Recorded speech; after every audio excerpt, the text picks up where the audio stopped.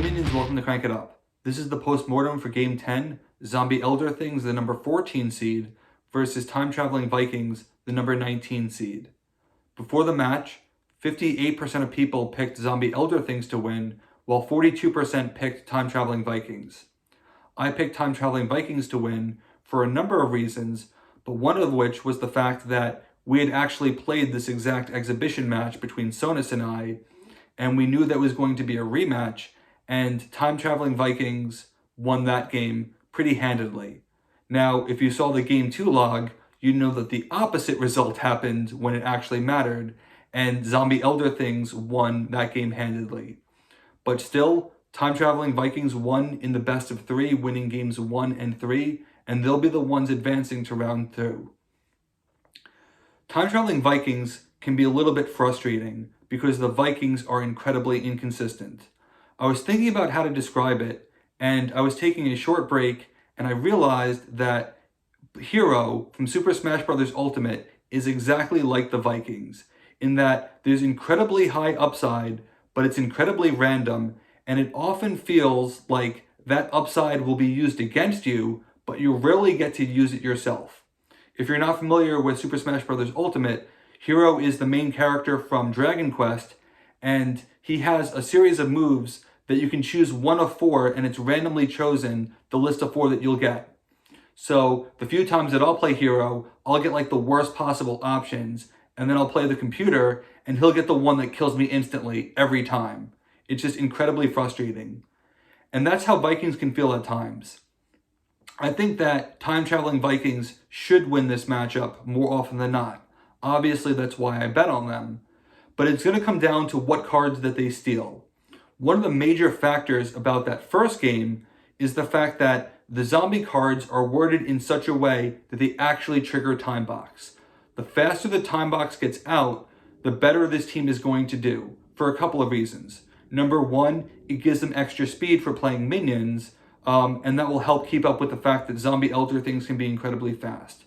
The second reason is the fact that it gives you an extra action, which is a great opportunity to be getting rid of all the madness cards that Zombie Elder Things are going to give you.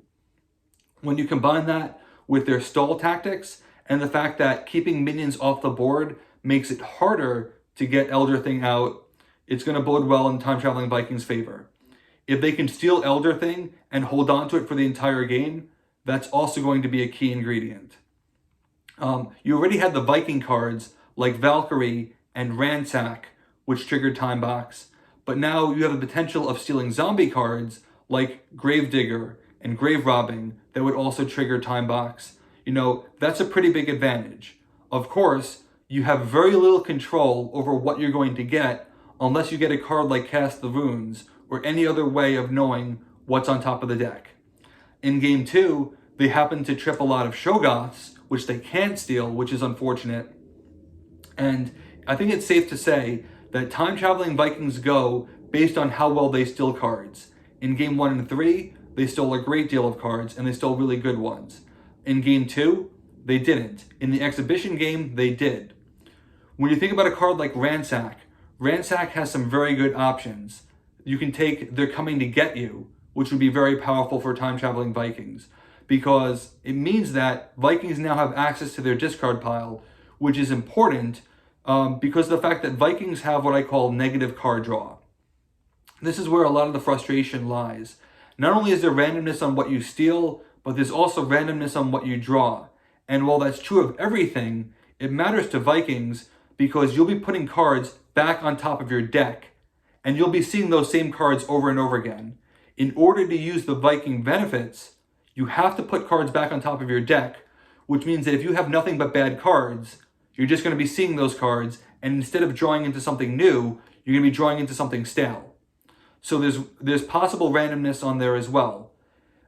If you can have access to your discard pile, that means that you can be really liberal with what you're spending, and then use those cards from your discard pile, which will mitigate the fact that your draw deck isn't as good. That's really important. They could also steal Overrun. In fact, with the possibility of Time Box, you can Ransack Overrun and play it at the same time. So not only can you avoid Overrun on a base by stealing it playing it and playing your own minion, but now you've got to turn in order to prevent it. Even with a card like Stasis Field, that can really disrupt the zombies as well. So you have some of their major strengths that are being turned against them. Ransack is a little bit more deterministic because it's affecting cards in play. It's simply a matter of, do you draw it or not? The zombies, they have to play it, and they have to play it knowing that Ransack is a possibility. You could also play Ransack from the discard pile with It's Astounding and end up getting both. Or you could repeatedly, try and spam Overrun. No, that wouldn't really work. Scrap that. You can definitely spam. Actually, you can't spam either. Sorry, it's early. Daylight savings time. Screwed up my clock. So they can't spam it, but they don't need to. Just simply stealing it is enough. So time-traveling Vikings, they can be incredibly powerful. They have extra action plays. Time Box can give them extra minion plays. Time Walk can be really powerful. And you could also have the time travel reshuffling, which can mitigate the Viking problem of seeing the same stale cards over and over again. The only difficulty is that there's a number of circumstances that go into that may make that impossible. Again, Time Walk is really powerful, but you need to draw it, and the Vikings make you less likely to draw it. Some of the time travel abilities that provide shuffling aren't granular. You may be shuffling more than you want, which exacerbates the Viking problem. All this means to say that they have a lot of upside, but they are inconsistent. So it's not surprising that they would lose game 2, but still take it in game 3. It doesn't surprise me that they would win the exhibition match, but lose the match that counts against the exact same opponent with completely different results. They have to be very careful going forward in order to minimize that randomness, because their strength is going to be based on what they steal. And without Cast the Runes, it's going to be very hard to try and control that. If they can steal great cards, things will be completely unexpected. Now, we know based on yesterday's results that Minions of Cthulhu and Nazi is going to be facing them. That's a very tough matchup. I picked Time Traveling Vikings to win that matchup, but that's a really gutsy play on my part. I could look like an idiot depending on how things shake out.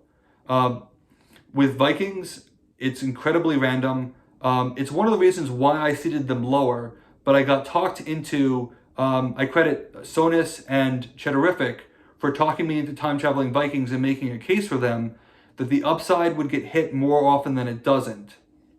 It may not always feel like that, but that was the Game 3 results. Zombie Elder Things is a very powerful team that can break bases quickly. Time Traveling Vikings feel like they should be slower, but all things considered, they were able to edge out a powerful opponent, and now they'll have an even more powerful opponent in the next round. I'm excited to see what happens. That's the postmortem for Game 10. We'll see you tomorrow for Game 11. Let's shut it down.